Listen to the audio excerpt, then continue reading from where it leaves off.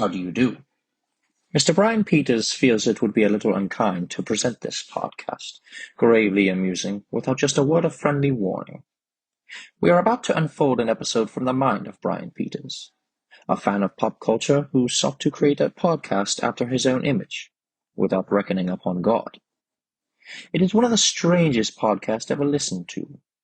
It deals with two great fandoms of pop culture, humor, and horror. I think it will thrill you. It may shock you. It might even horrify you.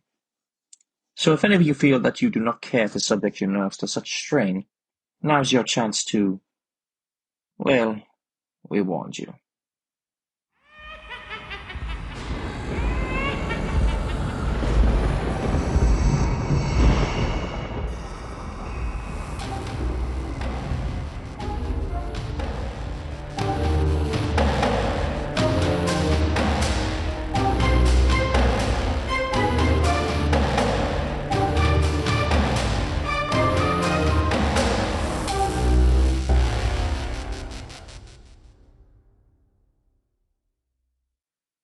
Hello, everyone, and welcome to another bedwetting episode of Gravely Amusing, the only pop culture podcast that knows true love is hard to find. Sometimes you think you have true love, and then you catch the early flight home from San Diego. Today's episode is about someone you may have heard of before, but I assure you, you've never seen him. He is a 16-time world champion, a 13-time WWE champion, and a 3-time world heavyweight champion. He is a 5-time WWE United States champion, a 2-time WWE Tag Team champion, a 2-time World Tag Team champion, a 2-time Royal Rumble winner, and he's a 1-time Money in the Bank winner.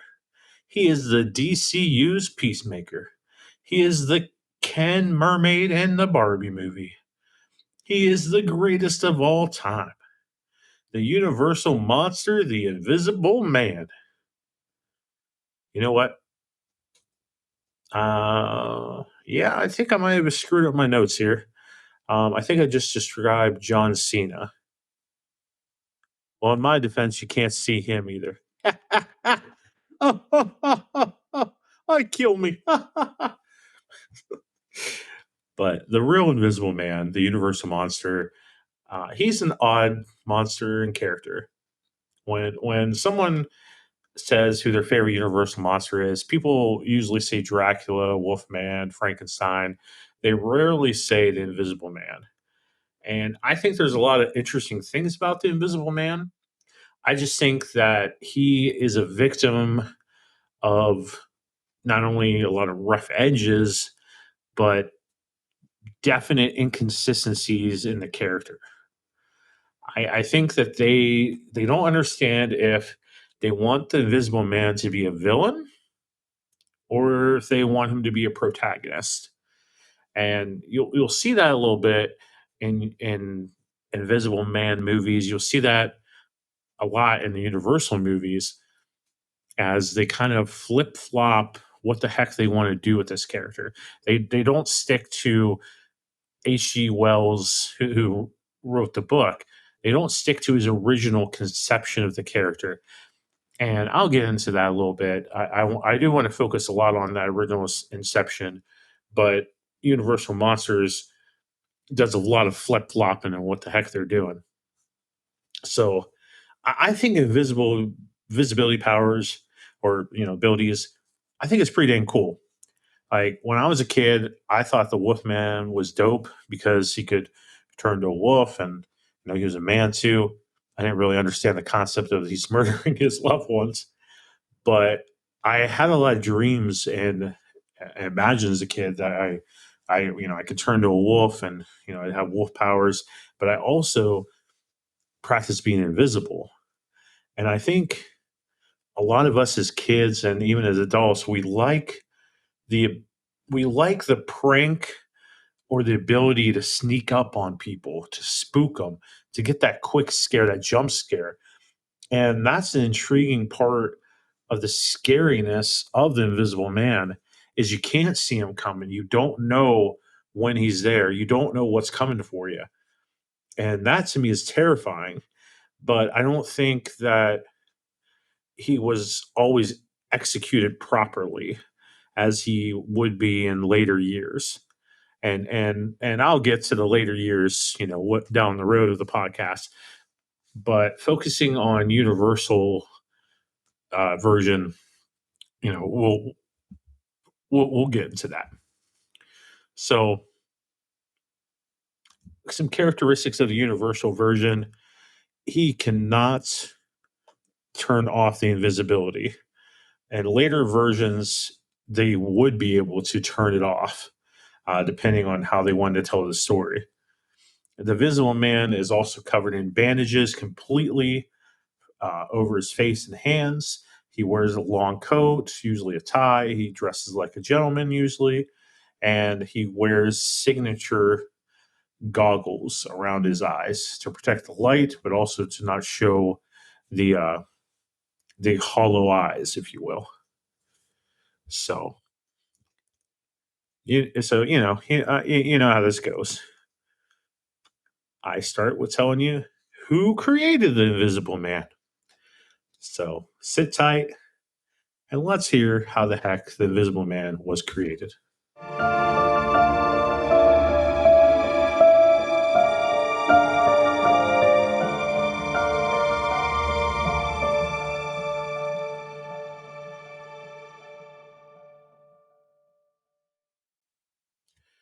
The novel From the Mind of Wells is considered what's called a young man's novel. It's described as a scary themed novel, but it's okay for preteens, if you will. It's like kind of children's literature, but not completely. I don't know how it can be considered children's literature. Some of the stuff in this book, but it's like on the lines of Dr. Jekyll and Mr. Hyde or a Sherlock Holmes book, like Jungle Book. I mean, there is some stuff that I don't think I'd let some kids read, but basically like PG-13, I guess you could say. Now, this book was published the same year as Dracula in 1897, making it part of that nice horror classic era. And the book's not very long. It can take roughly about 4 hours to read. I suggest checking it out just to say you read it. And it's H.G. Wells, who's an amazing author.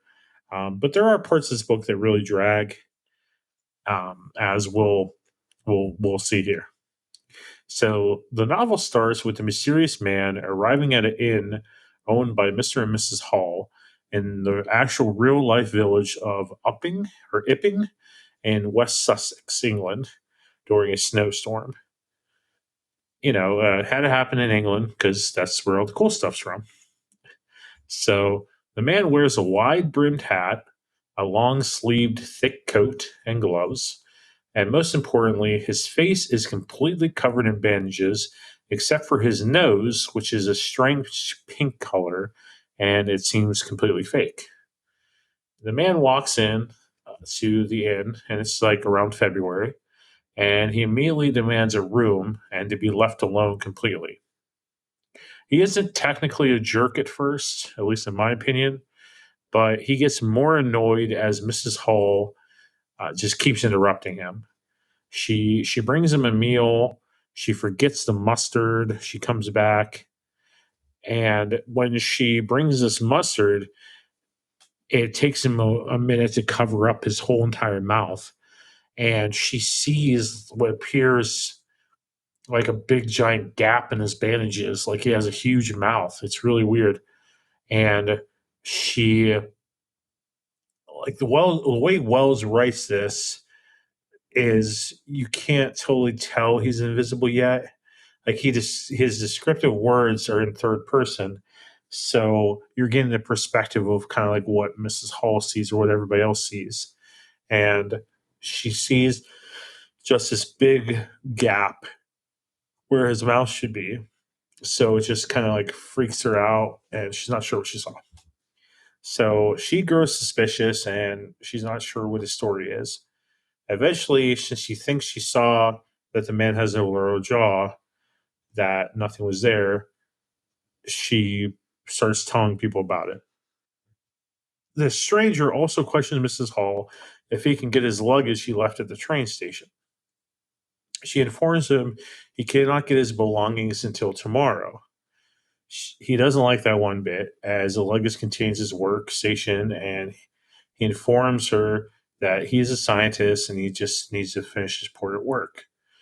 She insists he can't get his things until the morning when someone will bring them. This starts his anger and frustration. He also insists on her that he needs to be alone, but Mrs. Hall is deaf like I am. And she lets into his room a clockworker. The clockworker is somewhat, uh, he's somewhat calm about this clockworker walking in, but he makes it clear to her that he'd like some tea after the clock guy leaves, and then he wishes to be seriously left alone. But these people don't listen. So when she goes in now, the stranger has to rush to cover his invisibility, and he spends most of his time in his room working with chemicals and lab stuff. Well writes and describes everything very, very well of what they're seeing as they keep interrupting him.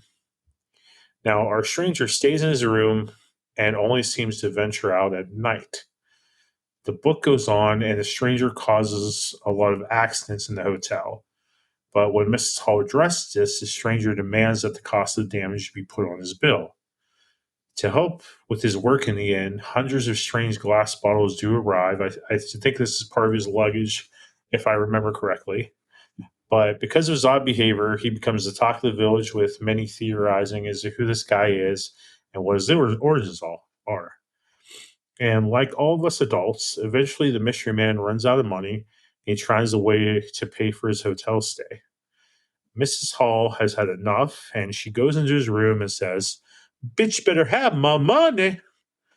And at this moment, our stranger addresses himself in front of her in a fit of anger, and he reveals that he is invisible. And this is key, right? This is key. The man must be fully naked to be invisible. So for one, he has his twig and berries just flapping around in the wind at all times. To be truly invisible, he has to be naked. That means his twig and berries are flapping around nonstop. And and also means that this dude has to be very cold at all times in the winter. And this is what scares me here. This is the thing about invisibility that scares me. It's the possibility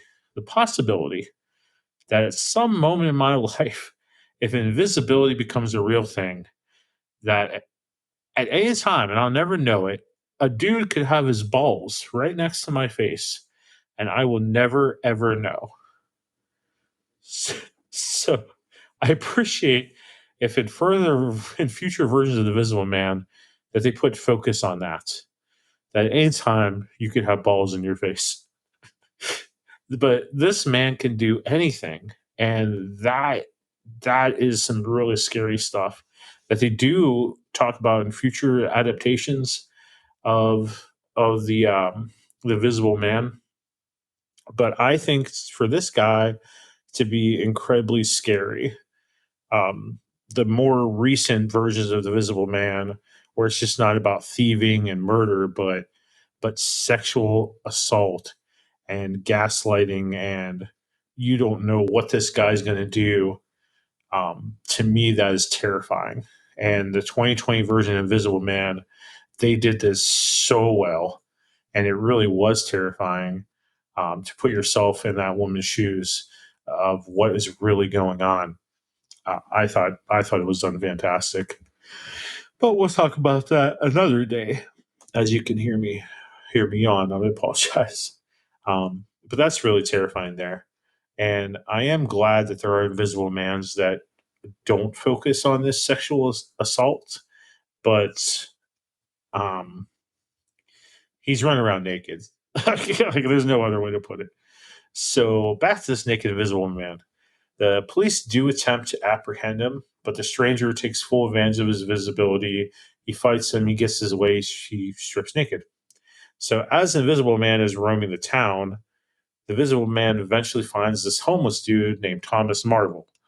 and he gets him to become his assistant by basically throwing rocks at him and saying that we're both outcasts and we can both be rich.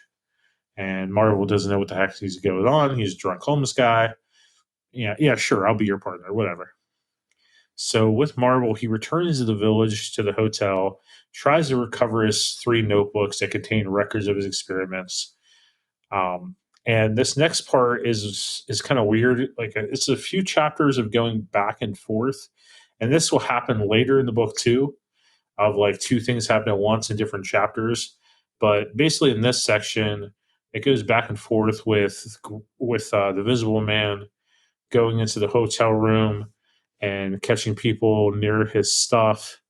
And he there's just a bunch of couple jagoffs and his stuff, and he opens up a can of whoop ass. He has anger issues. He beats them.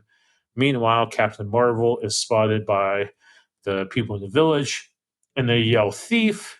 They chase him, but he gets away with all this money that the Visible Man drops to him. He gets away with all this money that the Visible Man stole. He gets away with the notes of the Invisible Man. So um, eventually, as he runs away, he still has the stuff, though. The Visible Man catches up with him. Marvel says, I'm a horrible assistant. Please let me go. Visible Man says that, nope, you got this in the paper. You're not going anywhere. Whatever. Captain Marvel escapes again, and he runs into a sailor, and he tells the sailor the whole story. The sailor thinks, hey, this could be a true story because this dude has dates, he has names. This is pretty crazy. But the Visible Man shows up, slaps Marvel silly, and chases him into a bar. Everybody thinks Marvel's nuts because he says the Invisible Man's chasing him. But then the Visible Man does the greatest thing he does, other than get naked. He starts breaking windows. And a man shoots at the Visible Man, and somehow the Visible Man gets shot in the wrist, and he runs into the snow naked and bleeding. So I Am, Invisible Man, I'll just call him I Am, takes shelter in a nearby house and this house turns out to belong to Dr. Kemp, who was a former acquaintance of his in medical school. And I Am, sneaks into the house.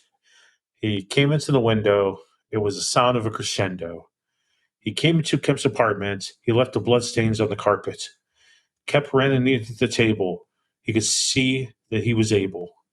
So Kemp ran into the bedroom. He was called out. It was his doom. Kemp, are you okay? Are you okay, Kemp? Kemp, are you okay? Are you okay, Kemp? I think you've been struck by an invisible criminal. I Am says that he knows Kemp and he's very tired.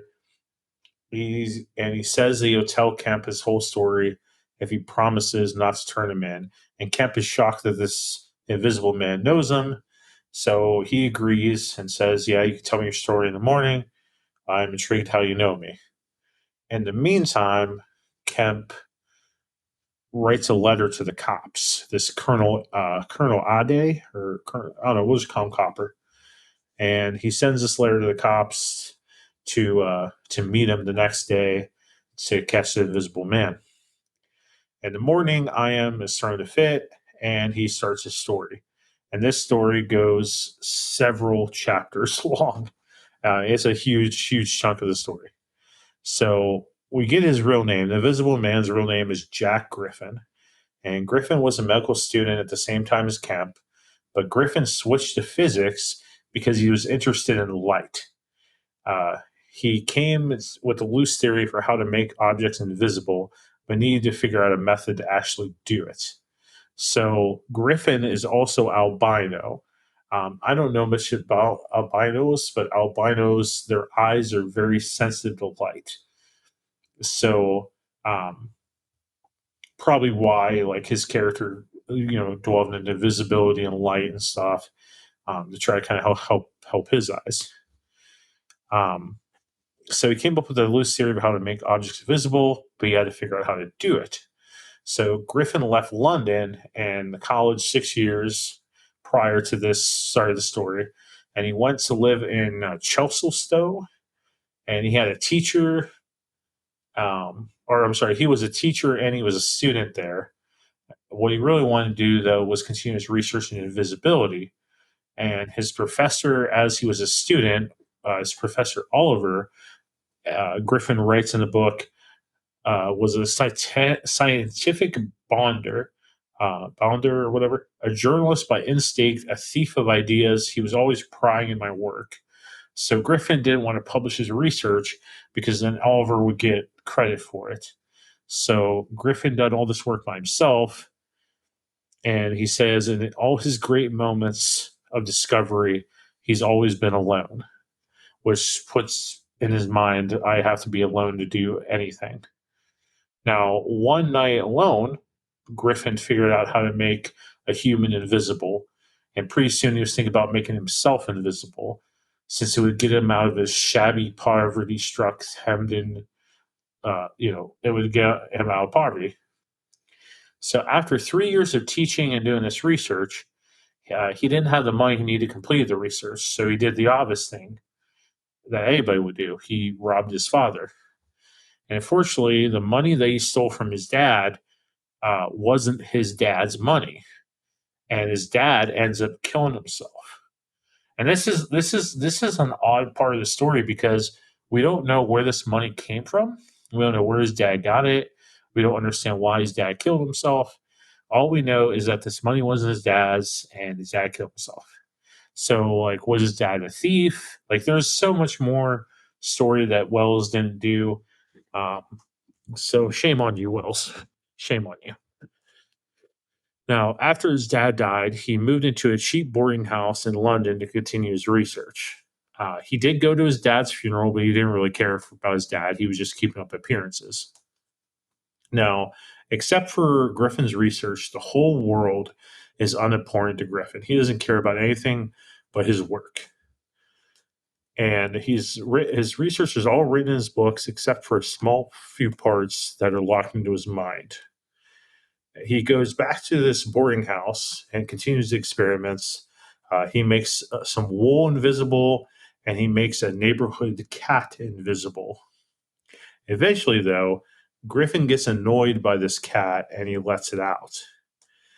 Now, because he just got rid of his only friend, which was the cat, Griffin has a bit of a breakdown. He starts to have nightmares, and he's no longer interested in his work. And he starts taking drugs and like cocaine or some drug called citronine. I'm not sure what it is, but um, he does drugs. He's isolated. He's depressed. At one point, the old woman, the landlord, comes to make sure that Griffin isn't experimenting on animals. They get in the fight, and it ends with Griffin pushing the landlord out of his room. Realizing this is going to lead to trouble, Griffin decides to disappear. He sends his books off by mail to some place where he can pick them up later, which is that station. And then he starts the process of turning himself invisible, which ends up being extremely painful to him. So that means that the cat he was experiencing on was experiencing that pain too. So it makes him a really sick dude. During the process, though, as Griffin is trying to turn himself invisible, the landlord tries to give Griffin an eviction notice. And Griffin looks so strange from slowly turning invisible that the landlord runs away. At some point, Griffin becomes almost totally invisible, except that the pigment still remains behind his retinas. So this makes his eyes even weaker than before. So this is where he gets the thought of the goggles. The landlord eventually gets some people and breaks down his door, and he's hiding as he's completely invisible. You know, he learned to strip down his clothes at that time. He destroys his equipment in anger, and he sets fire to the home. He then thinks of what more he can do being invisible. And he's pretty excited to be invisible, but he realizes through this invisibility that it sure has some drawbacks. For one thing, he can't see his feet, so he can't walk downstairs. The fact that people can't see him, um, advantages and disadvantages. So people can't see him, so sometimes they bump into him and he gets stuff jabbed in his neck or his body. He's also very cold, so he's going to get sick because he's running around naked. He hates dogs. Dogs can find him, they can smell him anywhere. Now, wandering around London, Griffin comes across the Salvation Army. How about that? And they're marching around, and it draws a crowd, and the Visible Man absolutely hates crowds because he can't slip through the crowds, and people can feel him if they don't see him, and they probably feel his balls bouncing around, or his manhood. And he tries to get out of the way of these crowds, but sometimes he steps in mud. It leaves footprints. Street urchins start to follow him. It's not good. He gets found out. So when it starts snowing, Griffin gets really tired of being invisible. All during this story that he's telling, Kemp keeps looking out his window, looking for the cops. So in January comes a snowstorm. Griffin needs to find a place to stay, and he couldn't get into the house, so he burned down. So he decides to do the next best thing. He goes to a shopping store, and he finds this giant department store called Omniums, and he steals food and clothes. He finds a fake noise in the toy section, and he starts thinking of different costumes he can wear to look normal again. He falls asleep in the store, and it's revealed that his nightmares that he have is of being buried alive with his father, because no one can see him in the grave with his father. So they just keep burying him on top of his dad. Wow. he then almost gets caught in this workstation because workers show up, and he's wearing the stolen clothes. So he strips down again and he runs away, no clothes. Naked man, naked man. Griffin continues the story more, and we find out that he steals more clothes. He ties up another shop owner. He basically, and Kemp says to him that knocking people out, like, that's not a way of humanity. Like, you could not hurt anybody and just steal. And Griffin says that I'm not a man. I'm not a normal human. Griffin then gives a very long speech about how being invisible sucks more. He says he can't eat in public places because then he has to reveal his mouth, which is what happened in the hotel with Mrs. Hall. He then states he went to the inn and no one would leave him alone. He went there to try to get visible again. He yells how everybody always gets in his way, and now he feels he has to kill them. Griffin says that he knows he can't do this alone. He will establish a reign of terror, and he will create an invisible army and kill and terrorize. And Kemp is going to help. But at first, he needs these notebooks that Miss Marvel has. It is then at this time that the cops bust in, and it's about to go down. Griffin does the only thing he knows how to do. He gets naked and afraid, and he escapes. Kemp explains to Colonel Idy, or the copper, that they have to take measures against Griffin because he's insane. He's a person of pure selfishness.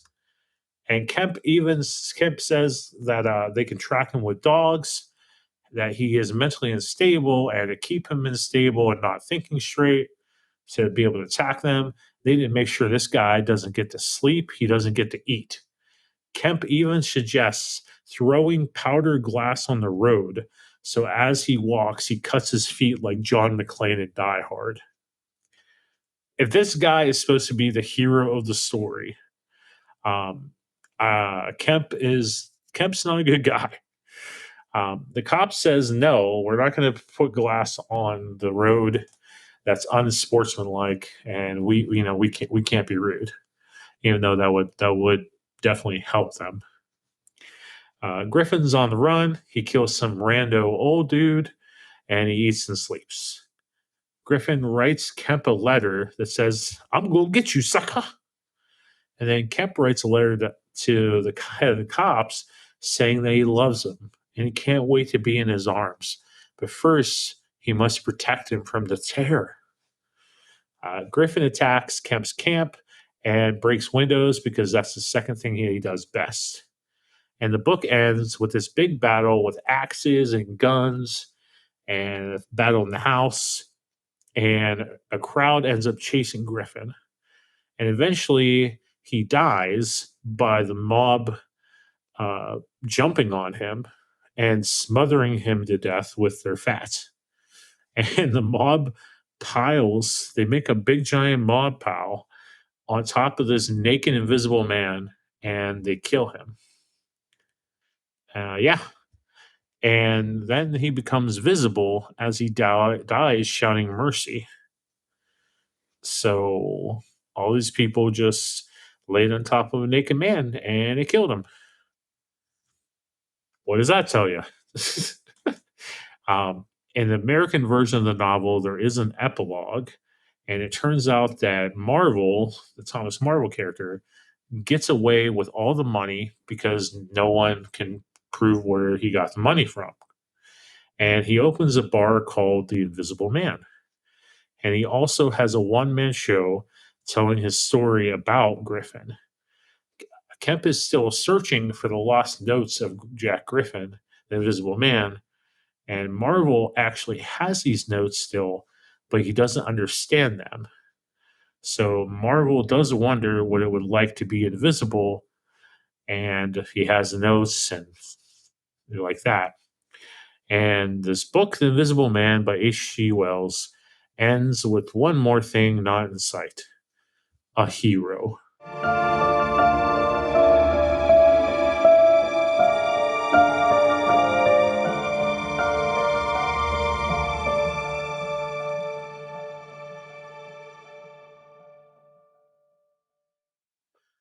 The film The Invisible Man was actually originally supposed to come out after the success of Dracula in 1931, but they decided to make the movie Frankenstein instead.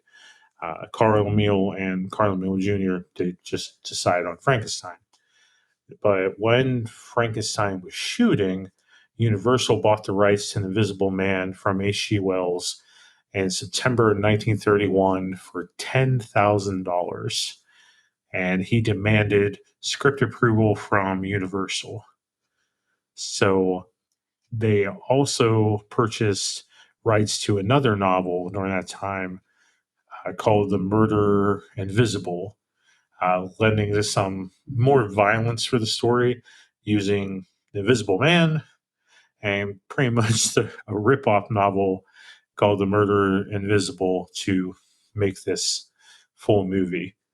The director was supposed to be James Whale, who, of course, directed Frankenstein. LaMelle Jr. had great faith in James Whale, but Whale decided to go with Frankenstein, and that broke box office records, and it actually signed Boris Karloff to a 5-year contract. So, because of the contract, Karloff was supposed to be in this Invisible Man movie coming up.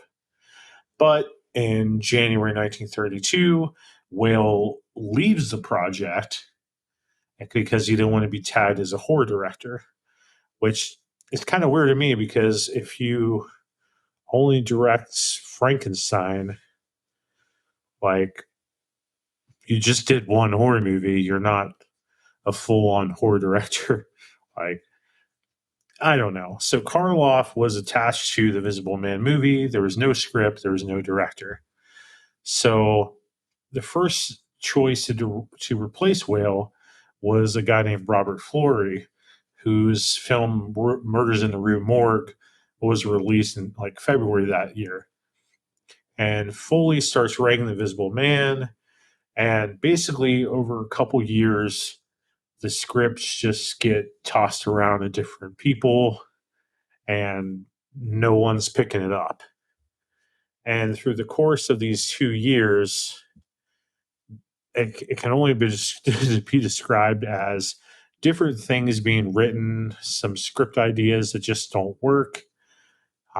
Someone even had a idea for like a transparent Scarlet Pumpernickel type story.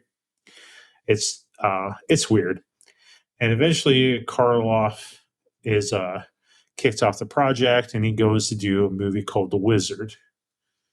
Um, and then what happens?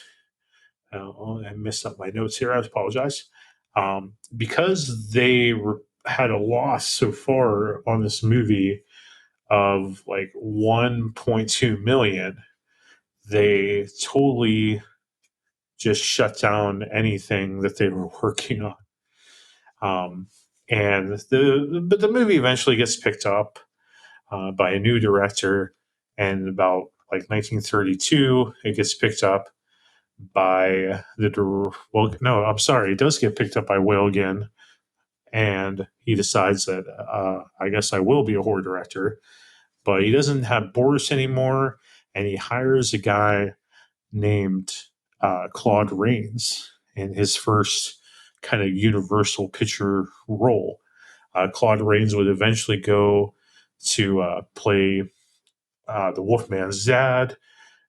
He would play so many different roles in the Universal movies. He also appears in Adventures of Robin Hood, and just so many different movies in that area. But Invisible Man was his first. So um, there's a bunch of other stuff kind of going on, but the only thing really interesting is like how did they do the Invisible Man effects? So it was in huge secrecy while filming this movie about how things were going down. They wouldn't tell anybody. But in 1934, the special effects cinematographer um, John P. Fulton, he did reveal eventually kind of how they did it. So what Fulton said is they they started by shooting against a completely black set with walls and floors covered in black velvet to make it non-reflective. Then Claude Rains was then covered head to foot with black velvet tights and wore whatever clothes he required for that scene. And with that negative, a print was made. And then a duplicate negative was made to serve as mats for printing. And then with the ordinary printer, they made composite first printing of the positive of the background and normal functioning using that negative they made to mask the area where the visible man was to move. And Fulton said the principal difficulty of this was matching the lighting on the clothes that were visible with the general lighting used in the scenes. Fixing small imperfections such as the scenes with eye holes, which were touched up in the film frame by frame with brushes and opaque dye. That sounds pretty nuts. For other scenes, like where Claude Rains is up and wrapping the bandages from his head, and kind of like showing parts of his head. The bandages were taken off with like a thin wire frame. So basically, they used velvet and anti-reflecting things, and did a negative on top of another negative in the film, and kind of spliced it together. Pretty crazy stuff. I applaud that. That's pretty nuts. So, what is the differences between the book and the movie? Well, in the movie, I made a mistake actually earlier. I apologize. In the book, they don't say that the Visible Man's first name is Jack, um, but in this movie, they reveal that his first name is Jack Griffin. So take it how you will, like what his first name is in the book. I just gonna say his name's Jack Griffin. So for the movie, they change up a lot of they make a lot of weird choices. They try to make the Invisible Man a little bit more sympathetic. I like villains just being villains. I like them just being evil. If you're a monster, be evil. But then I kind of just was a hypocrite there and contradicted myself because I really like Frankenstein's monster, and he's not really a monster; he's sympathetic. Um, but whatever, sorry. But in the movie, the story is a guy named Jack Griffin.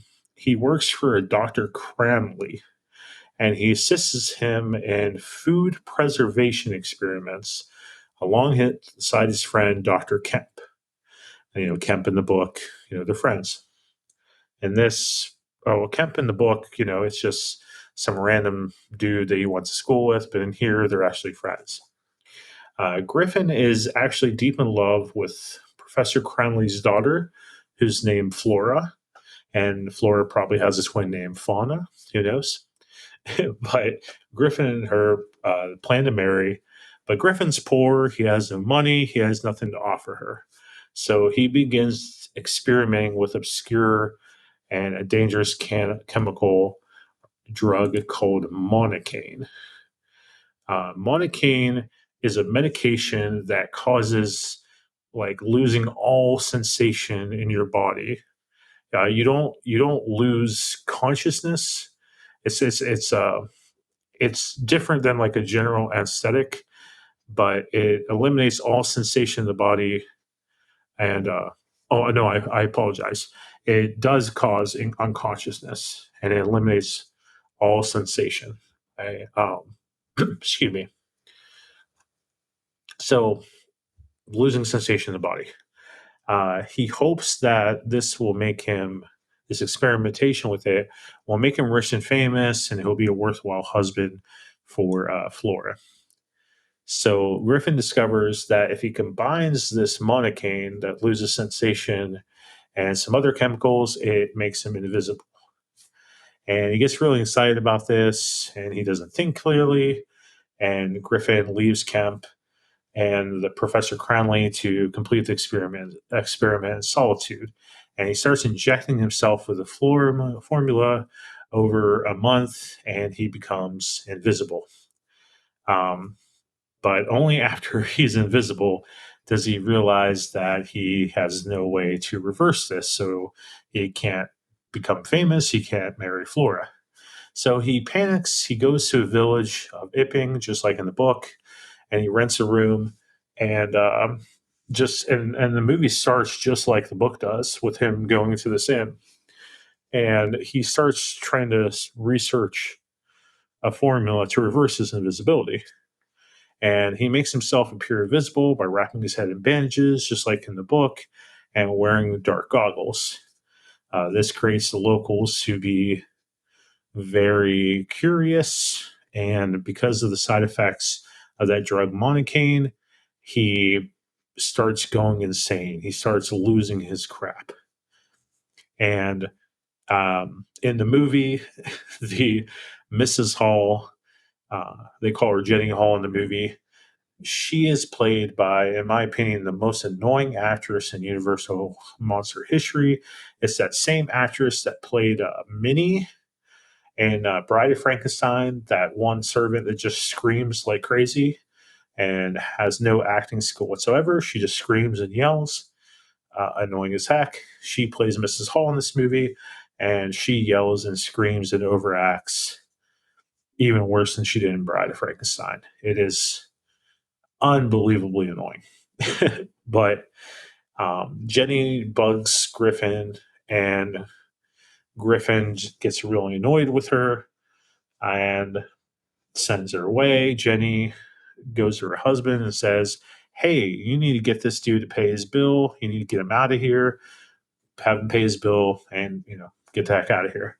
So Griffin actually pushes her husband down the stairs, and he hits his head, makes it bleed. They call the cops on the Invisible Man. So when that happens and he's confronted by police, he starts shedding his clothing and getting naked, like he does in the book, and he eludes the police. He eventually seeks help from Kemp, who is his friend in the book. So it kind of makes a little bit more sense. Like in the book, he just ironically ran into Kemp by fate, but in the movie, when he runs into Kemp, the monocaine chemicals have affected his mind so crazy that he starts playing world domination, coming up with invisible armies, just like the book.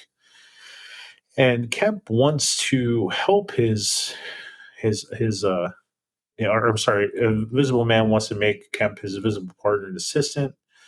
Um, and not even seeing Flora again and her father help ease Griffin's craziness. He he vows to kill Kemp, probably because Kemp keeps hitting on Flora throughout this movie. It's almost like in Frankenstein when Victor's friend is goes after Elizabeth. Victor's friend Henry, or Henry's friend Victor, goes after. They flipped it in the movie, whatever. Goes after Elizabeth. Like you gotta have this love triangle that really doesn't go anywhere and serves zero purpose. But what are you gonna do? But Kemp alerts the cops just like he does in the book, and Griffin eventually makes good on his threats, and he wants to kill Kemp. So he ties him up in a car and he sends Kemp over a cliff. And then he seeks refuge from the cold in a farmer's barn, and he still doesn't cover up his manhood and nakedness. Still naked. Way to go. The farmer of the barn summons the police. The police set fire to this barn. Griffin flees the burning barn.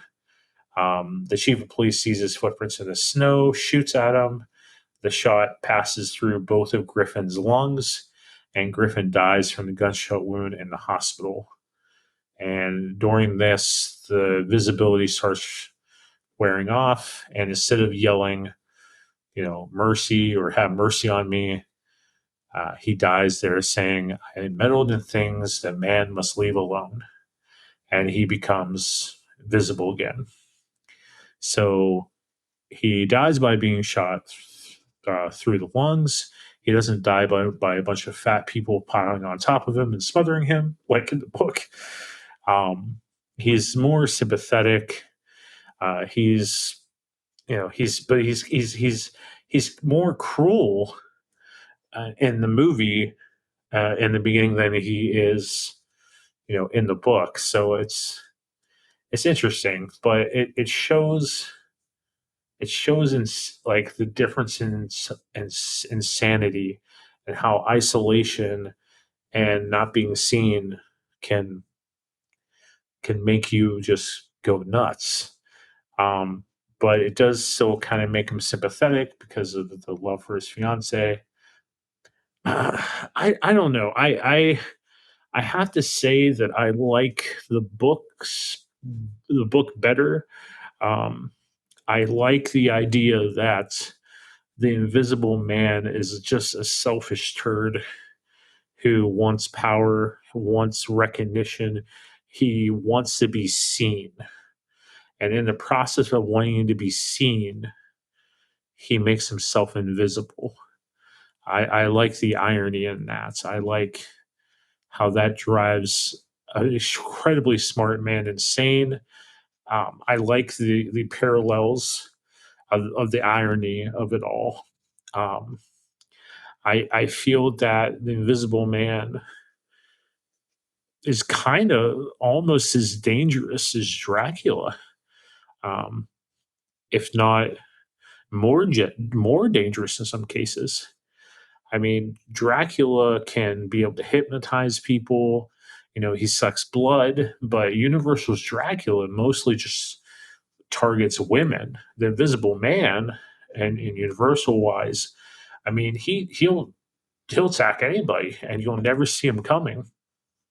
So the threat level is extremely high with Invisible Man. So after the success of this movie, really after the success of The Son of Frankenstein, Universal decides that they're just going to make a whole crap load of sequels and just keep these franchises going. And after the success of The Bride of Frankenstein, The Son of Frankenstein, they just go sequel crazy. And that's why you get all those mummy movies, you get all these stupid Dracula movies like Son of Dracula and Daughter of Dracula, and all the movies aren't that good, but they just keep on shooting them out. So the rest of the Universal Invisible Man movies, they don't follow the same character. They're a bit of a mess. I kind of liked Invisible Man Returns, which is the sequel. And in that movie, the Invisible Man is played by a relatively unknown at this time, Vincent Price in 1940, who was only in one other movie for Universal, and I can't remember which one it was. I think that he was. Let me see here. Looking at my notes here. So he was in a movie called Brigham Young. No, I think that's his first venture into horror was in the Boris Karloff film Tower of London, and then the following year he's in Invisible Man Returns, and he actually does that voice. He does a voiceover in the closing scene of Abbott and Costello Meet Frankenstein. So the Invisible Man is in that movie, and Vincent Price does that voice there. But in Invisible Man Returns, the story basically is this man that was convicted of a crime that he didn't do, and in order to not be murdered on death row, his friend injects him with an invisibility serum so he can be with his lost love. And the movie is basically finding out who the killer is and trying to get him back to being seen. It's not too bad of a movie. Um, I suggest you check it out. I'm not going to go so much into it because it's a whole different character. It's a whole different thing. And then after that, actually in the same year in 1940, they decided to do an Invisible Woman story, and it's a comedy. It's about this fashion model that becomes invisible, and she's a subject to experimentation by some professor, and it's revealed that alcohol makes her invisible. It's campy and just ridiculous. It's not a monster movie. But then in 1942, they decided to take the Invisible Man in a different way, in a different turn of events that would later be used in later adaptations and some TV shows.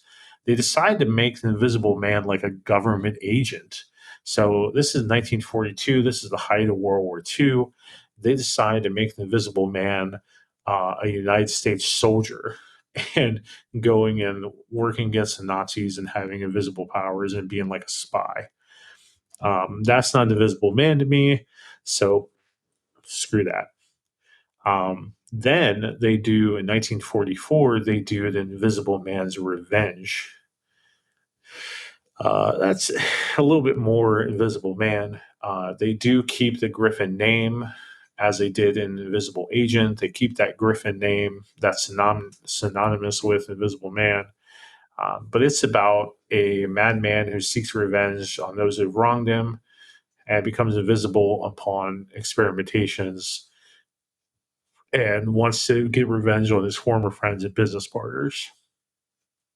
So that's more of like the Invisible Man kind of get, with the revenge and stuff. Hence the name Invisible Man's Revenge. That's kind of more like it. But when it comes down to it, the Invisible Man needs to be a thief. He also needs to be a scientist. He needs to be the selfish megalomaniac, a man that wants to be seen, yet makes himself invisible. And he needs to be a murderer. Like, there's no real other way to put it. But I think the closest to what I see the Invisible Man should be is definitely in the movie Hollow Man with Kevin Bacon that comes later. I like that he's a scientist, that he's going insane, that he decides to use invisibility to mess with women and all that stuff. Like that that is scary, man. Um, and I also did love the 2020 Visible Man movie, that focuses on a woman in a domestic abuse relationship, and she feels trapped, and she feels, and she's basically being gaslighted and made insane by her inventor boyfriend. And did he really make an invisible suit? Is he really messing with her? Like, that's the scary stuff, in my opinion, guys. Um, you know, are you really seeing what you're seeing? Or are you really not seeing what you're seeing?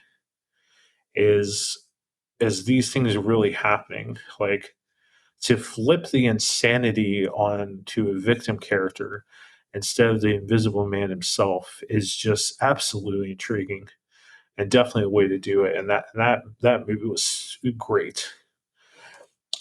But for the Invisible Man character for Universal, I I I think I still prefer All in All as just this mad scientist character that makes himself invisible as he tries to get famous.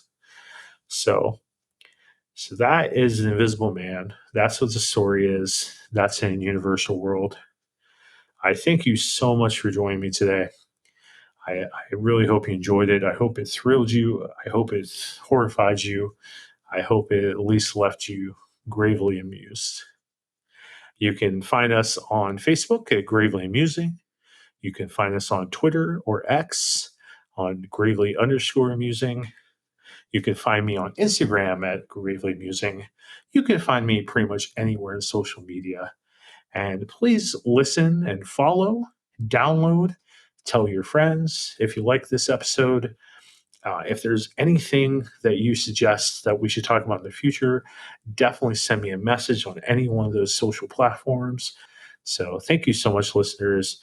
Don't forget to share the podcast and tell me what you like about it. Bye bye.